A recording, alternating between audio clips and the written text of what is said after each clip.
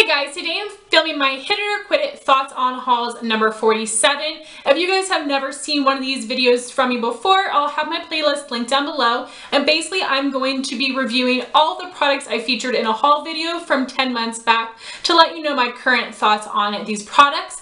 Oftentimes when you see something featured in a haul, you never hear it mentioned again unless it's in a favorites or an empties. So what I like to do in these videos is review every single item that I hauled. My inspiration for this series is It's Kirsten and her What I Thought on Stuff I Bought series. I will have her channel and her playlist linked down below. I will also have my original haul video linked down below, and I will list and link all the items that I mentioned. And this was a ginormous haul, so this video is going to be long. I'm going to try to give you my concise thoughts, and I will have a lot of other videos to link up in the cards. So we will just jump right in with a ColourPop order. So I had purchased a couple things from the ColourPop summer collection. I did do an entire review video with swatches and comparisons. I will have that linked up here so you guys can have even more information. So I purchased one of their pressed powder shadows in the shade Board Shorts, which is a really beautiful coppery bronze. Now I do not usually like bronze shadows because on me they just look brown, but because this one has a good amount of copper to it, it makes it stand out and be unique for my collection for a bronze, and I absolutely love this as a lid shade. The ColourPop shimmer pressed shadows are not my favorite. I do like their mattes a lot. I think the shimmers are good. They definitely do need a base to make the pigment really adhere to your eye and be really vibrant, so I would recommend a base with those. I definitely prefer using the matte pressed powder shadows and combining them with a shimmery Super Shock for the lid, but I do actually really enjoy this shade, and I think the formula of that one is particularly good. And then I did get two Super Shocks from the summer collection as well, and actually the month before, so in last month's Thoughts on Hauls, I had picked up another shade from this collection, so I purchased 3 of the 4. This color is As You Wade, which is such a unique orange with some coral in it and gold. This is super beautiful on the lid, and I think that is actually a very unique color. And then I have this beautiful bright blue in the shade Banana Daquiri. I absolutely love these, and I used to not really care that much about eyeshadows in the summer. They weren't my most favorite. It was really like all the other seasons I love the most, but these are going to be some of my go-to shades for the lid this summer, and I'm so excited to use them more. So these are absolute favorites along with the Board Shorts. I would recommend all 3 of those. And then I did also purchase the ColourPop Yes Please palette, which was their very first pressed powder shadow palette. This retails for $16. You can see I've hit pan on the matte cream in here. This is supposed to be a dupe of the Natasha Denona Sunset palette. When this first came out, there were a ton of videos comparing the two, and it definitely is a dupe color-wise. I absolutely love this palette. I have picked up a couple other ColourPop palettes since then, and I do really enjoy this formula. I think that the shimmers in this palette can be a little flaky, and they especially need a cream base underneath to make the pigment really intense. I did just film a palette bingo using this, which I'll link up here, and you can see in that video that when I apply them with a brush, the shimmers look dull. But when I go back in with my finger to intensify them, they look great. So I would recommend using your finger and also using a cream base to make them stand out. But I absolutely love the mattes. I absolutely love this palette, and I would highly recommend it. Next, I had a very small Ulta order. So I had a 20% off coupon, and I believe I cashed in my points, and I got these for free, if I'm not mistaken. And I had purchased 4 of Anastasia's newest single shadows, and the 4 shadows that I purchased would be Venice, Sunset, Golden Copper, and Brick.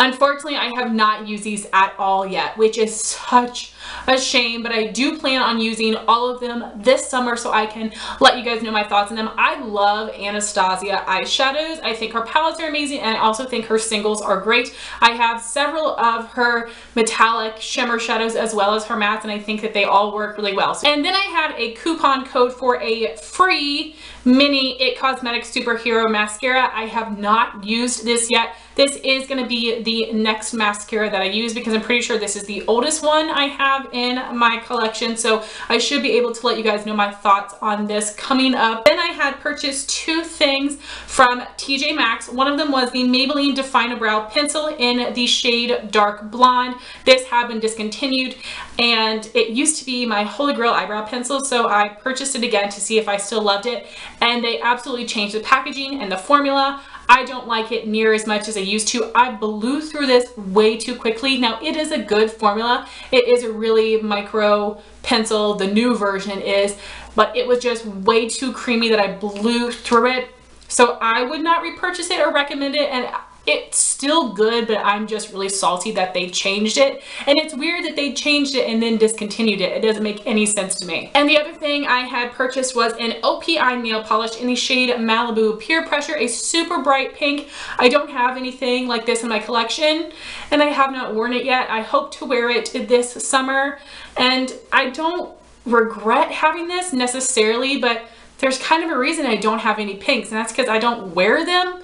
But I will hopefully wear this and you guys can see it at a Manicure Monday on my Instagram. Then I have a couple random purchases from Walmart and eBay. The first was a repurchase.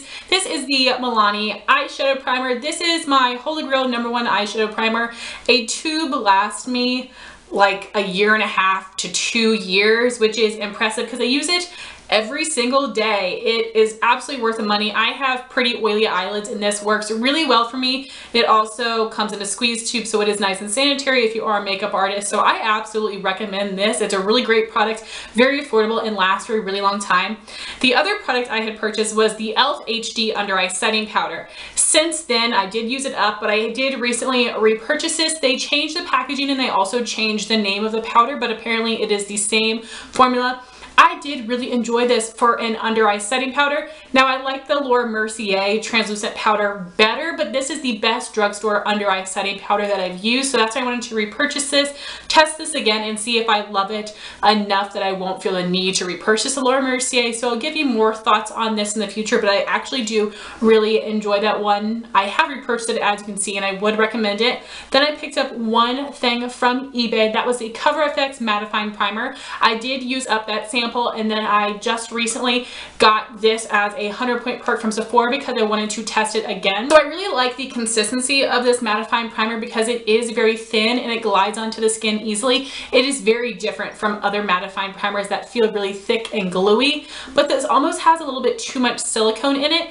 Now, it makes my foundation glide on nicely, but I don't really think this does much for mattifying. So maybe if you have a slightly oily T-zone, this might be a good mattifying primer for you that won't dry out your skin. But if you're a grease ball like me, I don't necessarily think it's going to do enough. And then I got a gift from my very sweet friend Amanda Alexander. I will have her channel linked down below. She sent me a mini of the Mercier Original Foundation Primer. I have not tried this one yet, and that's because I have a huge collection of deluxe size face primers. But because this one isn't mattifying, I probably will wait until it gets closer to winter to start using this. But I will put this in a project pan so you guys will be able to get my thoughts on that. The next thing she had sent me was the Milani Multitasker face powder in the shade Light Medium. I did use that powder up. That was a very, very yellow powder, which works nice for my skin. It was a little bit dark for me, but I was able to make it work. It gave great coverage. I think that would actually be a really nice powder foundation,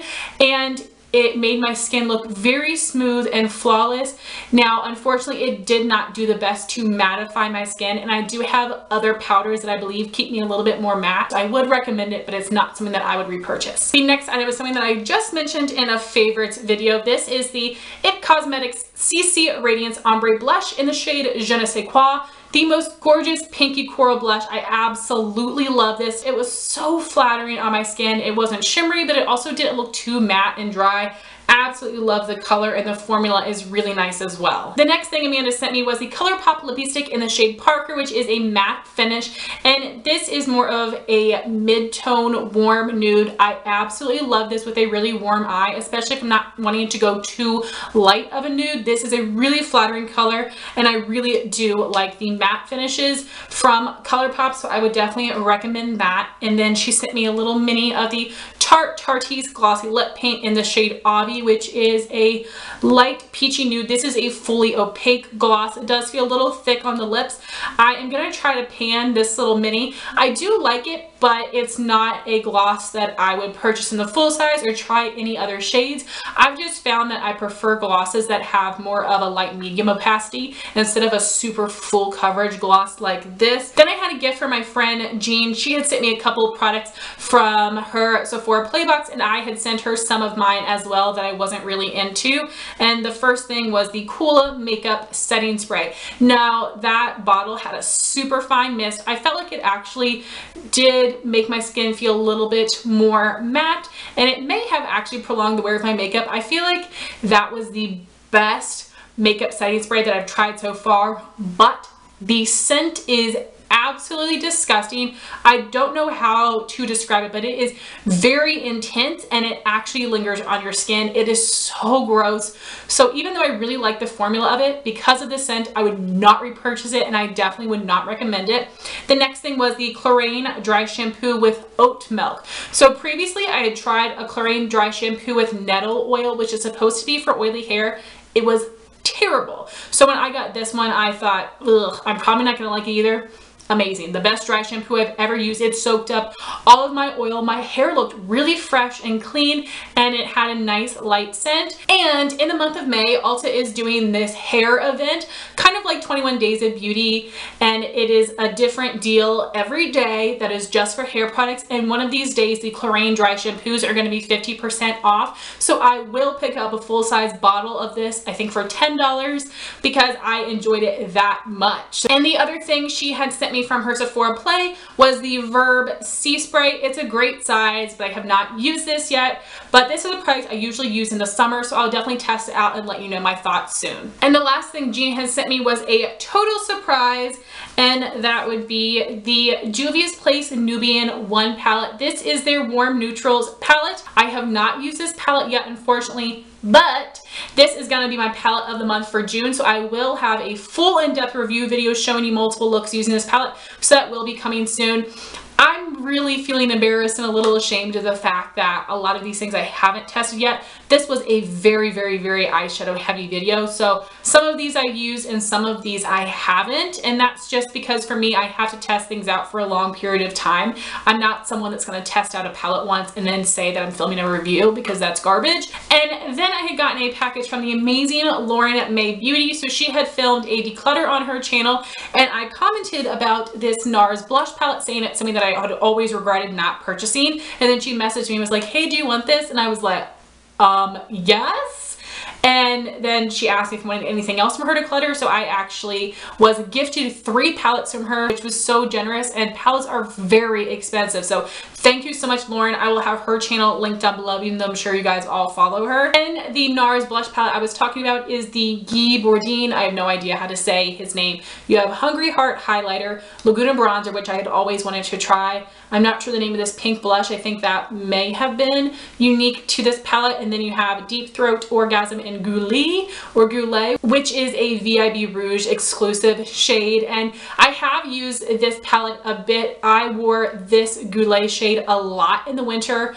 I love this blush so much. It is definitely a winter staple for me. I haven't played around with the rest of the products too much, so I definitely need to use this palette more, but I do feel very fortunate to have this. The next palette that Lauren had sent me was the Tarte Showstopper palette, which out of their Discs palettes, this is the Warm Neutrals one. So you have a beautiful bright coral blush, a highlighter bronzer, and 6 eyeshadows. I haven't used this one yet either, which is a huge bummer. In my original haul video, I told you guys I was going to do chit chat, get ready with me, and mini reviews on the limited edition palettes. And I'm going to put a little poll up here. Are you guys still interested in that? And the last palette was something I had wanted forever, which is why it is a huge shame that I have not used this yet. This is the Urban Decay Vice 3 palette. Out of all of the Vice palettes, this is the one that I've always wanted because I enjoy this color scheme and the layout specifically. The other Vice palettes, the colors are so random that it just completely throws me off and I have no idea how to use it. So next I had a gift from Christine. She had sent me her Anastasia Master Palette by Mario. If you guys watched my channel last year, you know how mad I was at myself for not picking this up when I had the chance. So when Christine offered to send me hers. I was eternally grateful, and I still am. I am very happy I have this in my collection. I think this is a very, very beautiful palette. Now, I did actually film a chit chat, get ready with me, and mini review, which I will have linked up here in case you are interested. I really enjoy this palette. I think the quality is right on par with Anastasia's other palettes. The shadows are powdery, but they are very blendable. I wish there were a few more mattes in this palette, and I think that this cool tone Lula is kind of out of place in here, but I do really enjoy these colors, and Isabel is a stunning matte burnt orange that I am hoping to hit pan on sometime this year, but absolutely love this palette, and I'm really happy I was able to get my hands on it. And next I have something I won in a giveaway from Beauty by Brittany M. I will have her channel linked down below. This was my very first giveaway prize, and since then I have had the best luck winning giveaways. And my prize that I won was the Urban Decay Naked Heat Palette. This is stunning. I did actually film a chit chat, get ready with me, and mini review on this palette as well, which I will have linked up here. I know a lot of people complain about this palette saying the shadows are similar to one another, and they are, but I'm really happy that Urban Decay listened to us and finally put a lot of matte shadows in one of their naked palettes. It is actually mostly mattes. You have 1 satin and 4 shimmers, but the rest are matte. I think that this is a different formula from their other naked palettes, but in a better way because it is a little softer, a little bit more creamy, really easy to blend, really pigmented. This is my favorite of the naked palettes. And next I have my Sephora Play products from July of 2017. Unfortunately, I haven't used a lot of these yet either. It takes me so long to go through travel size skincare products. It's insane. When I'm watching people's empties videos and they have tons and tons of skincare every month, I literally have no idea how they do it. I use skincare every day, but it takes me so long to get through things. So I had received one hair care product. This is the Madam CJ Walker Wonderful Deep Conditioning Hair Mask, and I haven't used this yet. This year, in my sample project pans, my goal is going to be to try to work through all the rest of my hair masks. I just use these as a deep conditioner, so basically for the rest of the year I'm not going to have to buy conditioner, only shampoo, and I will use these, and I will continue to include these in those sample project pan videos as I said, so you will get a review on this soon. I have one hair mask that's older than this one that I talked about last month, so I'll need to use that one first, but you will hear my thoughts on this sometime this year. The next thing was the Clinique Pep Start 2-in-1 Exfoliating Cleanser. This is a huge sample size, which is very impressive because I've also received one of the Clinique Pep Start moisturizers in a Sephora Play that is like a quarter the size of this sample. So this is like an actual travel size, and it sounds like it'd be something that is good for my skin type. Have not used it yet. Then I also got the Fresh Rose face mask. Haven't used this at all. It is a good hefty size. I never use masks, which is why I put them in sample project pans to force myself to use them. I don't feel like they actually do anything for me, and it just seems like a nuisance for me to actually do it while other people find it to be very luxurious and pampering. It's a nuisance for me. I also need to really get into using my masks in my sample products because I do have quite a few. And then I had 2 makeup products.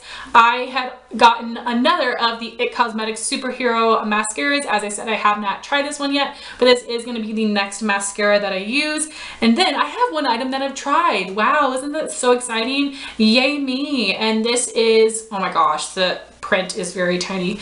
The Tarte Color Splash lipsticks in set sale, which is a really beautiful terracotta. These are really nice lipsticks. They do have a medium buildable opacity, a creamy finish. They're very, very comfortable. Not the most long wearing. They remind me of the Revlon Super Lustrous lipsticks in the cream finish.